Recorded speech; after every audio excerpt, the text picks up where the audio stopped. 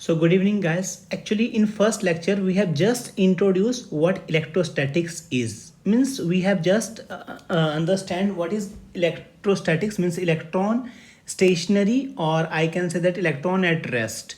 So actually basically electron is a charge which we have discussed in last.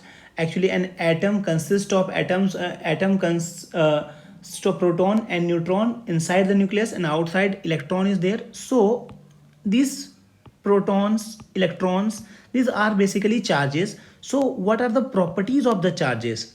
Charge is always associated with mass. These things you have to keep in mind.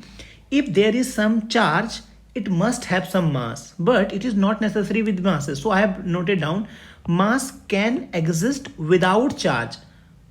Okay, but charge cannot exist without mass. So charge is always associated with mass. Like charges repel each other and unlike charges attract, but this is valid only for point charges. But when we are talking about a body, if two like charges are such that a body is heavily positively charged and another body is lightly positively charged, they may attract each other. This I will discuss in detail in induction. There are three methods of charging: conduction, induction and friction. I will discuss this in induction. Now charge is a scalar quantity because actually charge can be added simply by law of algebra.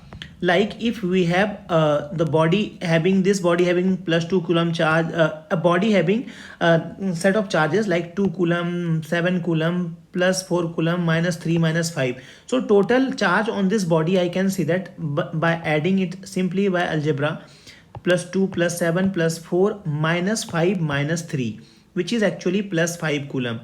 Charge is transferable. Charge can transfer from one body to another body. This may involve some methods of charging like friction, conduction and induction. By this we can transfer charge from one body to another body. Charge on an isolated system. Charge on an isolated system remains conserved, because I can say that if there what is the extended version of this: charge can neither be created nor can be destroyed. This can be transferred from one body to another body. That is conservation of charge basically. So we will understand this point better in capacitor topic. So charge on an isolated system remains conserved. This point you have to keep in mind, because this property are not written in books as it is like that. So charge can neither be created nor can be destroyed, but that is must include this isolated system. Okay, you have to keep in mind. Quantization of charge is most important property of the charge, which says that charge on a body must be integral multiple of electronic charges. That is, Q is equal to plus minus n into E, where n is an integer.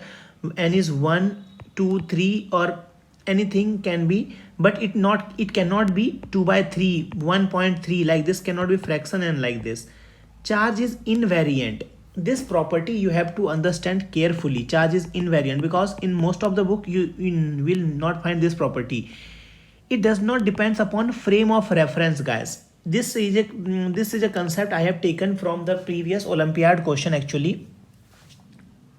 So does charge depends upon frame of reference or not? So charge does not depend upon frame of reference.